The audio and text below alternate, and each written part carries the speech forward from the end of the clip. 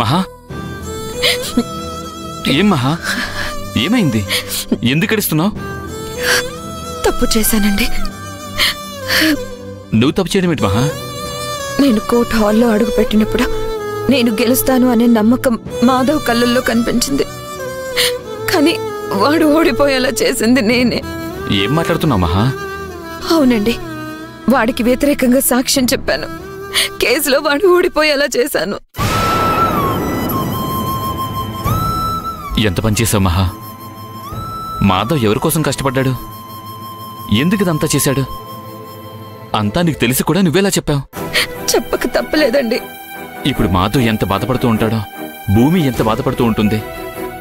సాక్ష్యం అయితే చెప్పాను, కానీ నా మనస్సాక్షికి సమాధానం చెప్పుకోలేకపోతున్నానండి.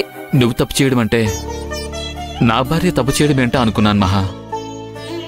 కానీ నువ్వు చెప్పింది విన్న తర్వాత ఖచ్చితంగా నువ్వు తప్పు చేశావు, అందులో అనుమానం లేదు. కోర్టులో మాధవ్కి ఏ శిక్ష విధించకపోవచ్చు, కానీ నువ్వు వేసావే ఆ శిక్ష మాత్రం చాలా పెద్దదే. అక్కా, అక్కా, ఇక్కడున్నారా? అక్కా, థ్యాంక్స్ అక్కా. నువ్వు ఇలా చెప్తావని నేను అసలు కల్లో కూడా అనుకోలేదు. మాధవ్ నా పరువు తీసినట్టే నువ్వు కూడా నాకు వ్యతిరేకంగా సాక్ష్యం చెప్పి అందరి ముందు నన్ను దోషిని చేస్తావనుకున్నాను. నలుగురిలోనూ నన్ను తలెత్తుకోకుండా చేస్తావనుకున్నాను. కానీ నువ్వు నా వైపు నిలబడ్డావు. నీకు నేనే ఎక్కువ నిరూపించావు. నువ్వెప్పుడు మాధవ్ వైపే మాట్లాడుతూ ఉంటే నీకు వాడంటేనే ప్రేమ, నేనంటే లేదు అనుకునేవాడిని. కానీ ఈరోజు అర్థమైంది నీ మనసులో నా మీదంత ప్రేముందో. నీ మనసులో నా మీదున్న ప్రేమ అర్థం చేసుకోకుండా వాడి కోసం వెళ్ళావు, వాడి కోసం ఏదో చేస్తున్నావు అని నిన్ను బయట ఉండమని చెప్పాను. మంచులో బయట పడుకునేలా చేశాను. ఏమైనా అవ్వచ్చు, ఏమైనా జరగచ్చు, కానీ నా అక్క నా వైపే ఉంటుందని ఈరోజు నిరూపించావక్క. నిజంగా నువ్వు గనక కోర్టులో సాక్ష్యం చెప్పకుండా ఉంటే అందరి ముందు నా పరువు పోయిండేది. పరువు పోతే ప్రాణం పోయినట్టే అనుకునే నాకు నా పరువు నిలబెట్టి నాకు పునర్జన్మనిచ్చావక్క. లేదంటే ఏ చిన్న అవమానం నన్ను పలకరించినా పలకడానికి నేను ఉండేవాణ్ణి కాదేమో. ఏం మాట్లాడుతున్నావురా? రాఘవా, ఏంటా మాటలు? నిజం మాట్లాడుతున్నాను బావా. అవమానాన్ని తట్టుకునే ధైర్యం నాకు లేదు. అక్క సాక్ష్యం చెప్పి కేసులో నేను గెలవకపోతే నాకు అవమానం తప్పితే ఇంకేమీ మిగిలేది కాదు.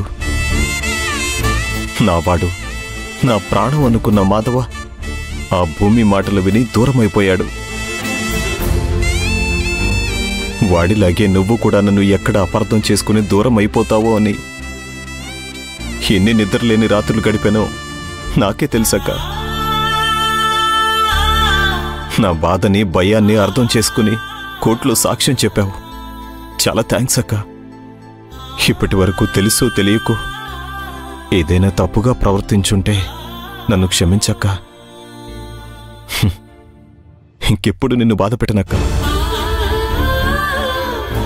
బావా, నీకు కూడా చెప్తున్నాను, అక్క విషయంలో నేను అలా చేశాను అని మీరేదైనా బాధపడి ఉంటే నన్ను క్షమించండి బావా. నిన్ను అపార్థం చేసుకునే వాళ్ళు ఎవరూ లేరు రాఘవా. ఇప్పటికైనా నీకు అర్థమైతే చాలు. ఈరోజు ప్రశాంతంగా నిద్రపోతానక్క. ఈ ఆనందం, ఈ ధైర్యం మా అక్క ఇచ్చింది. ఇక మా అక్కకి ఏ లోటు రానివ్వను. ఉన్నంతలో నిన్ను గొప్పగా చూసుకుంటాను. ఇప్పటికే ఆలస్యం అయిపోయింది, పడుకోండి. బావా, వస్తాను.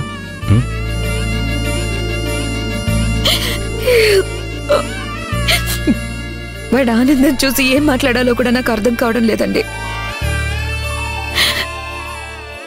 వీడి ఆనందం కోసం వాడి ఆనందాన్ని దూరం చేశాను. వీడిక్కడ ప్రశాంతంగా నిద్రపోతానంటున్నాడు, వాడక్కడ నిద్ర లేకుండా గడుపుతాడు. నేనెవరికి న్యాయం చేశానో, ఎవరికి అన్యాయం చేశానో అర్థం కావడం లేదు. తప్పు చేశానని మాత్రం తెలుస్తుంది. మహా, జరగాల్సింది జరిగిపోయింది. ఇప్పుడు నువ్వు దాని గురించి బాధపడినా ప్రయోజనం లేదు. తమ్ముడికి అన్యాయం చేశానని నువ్వు ఇలా బాధపడటం నీ ఆరోగ్యానికి మంచిది కాదు. పడుకో.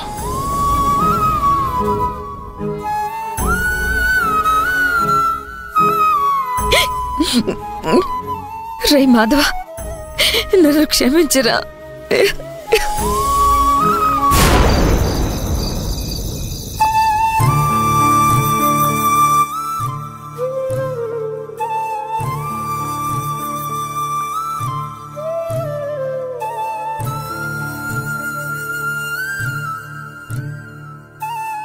ఏంటి మాధవా, ఇంకా దాని గురించి ఆలోచిస్తున్నావా? అఖిల సాక్ష్యం చెప్తుందని నేను కల్లో కూడా అనుకోలేదు భూమి.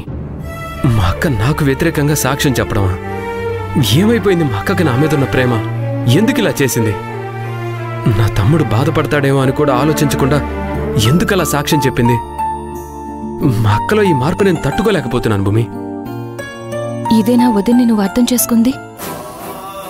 అవును మాధవా, మనకి వ్యతిరేకంగా సాక్ష్యం చెప్పి వదిన తప్పు చేసిందని అనుకుంటున్నావా? పొరపాటు పడుతున్నావు. తను చేసింది మంచి పని. ఏంటి భూమి, ఏం మాట్లాడుతున్నావు నువ్వు? నీకు అర్థం కాంది నాకు అర్థమైంది మాధవా. నువ్వు కేవలం ఆస్తి పోతే ఏమవుతుందో, మన వాళ్ళందరూ ఎన్ని కష్టాలు పడాల్సి వస్తుందో అని ఆలోచించావు. కాని వదిన అసలు ఆస్తి గురించి ఆలోచించలేదు. ఆస్తి గురించి ఆలోచించకపోతే ఎలా భూమి? ఆశలు వదిలేసుకుంటామా? అన్యాయంగా ఎవరికో అప్పచెప్పేస్తామా? ఆస్తి గురించి ఆలోచించుంటే వదిన అలా సాక్ష్యం చెప్పేది కాదు. ఆస్తి కంటే అనుబంధాల గురించి ఆలోచించింది. తోడబుట్టిన తమ్ముళ్ల గురించి ఆలోచించింది. కోర్టులో నీకు అనుకూలంగా సాక్ష్యం చెప్తే కేవలం ఆస్తి మాత్రమే దక్కుతుంది. కాని తన పెద్ద తమ్ముడు తనకి మిగల్డు అని తనకి బాగా అర్థమైంది. మీ అన్నయ్య గురించి నాకంటే నీకే ఎక్కువ తెలుసు. ఈ కష్టాల్లో, ఈ బాధల్లో నువ్వు ఆ విషయం గురించి ఆలోచించడమే మర్చిపోయావు మాధవా. కోర్టులో నువ్వు గెలిచిన మరుక్షణం బావగారు ఓటమిని ఒప్పుకోలేరు. తమ్ముడి చేతిలో ఓడిపోయావని నలుగురు 4 మాటలంటే తట్టుకోలేరు. ప్రాణం కంటే పరువే ముఖ్యం అనుకునే మనిషి నలుగురితో మాటలు పడాల్సొస్తే ప్రాణమైనా వదిలేస్తాడే కాని మాట పడుతూ బతకడు. మీ అన్నయ్యకి అలాంటి పరిస్థితి రాకూడదని వదిన మనకి వ్యతిరేకంగా సాక్ష్యం చెప్పింది.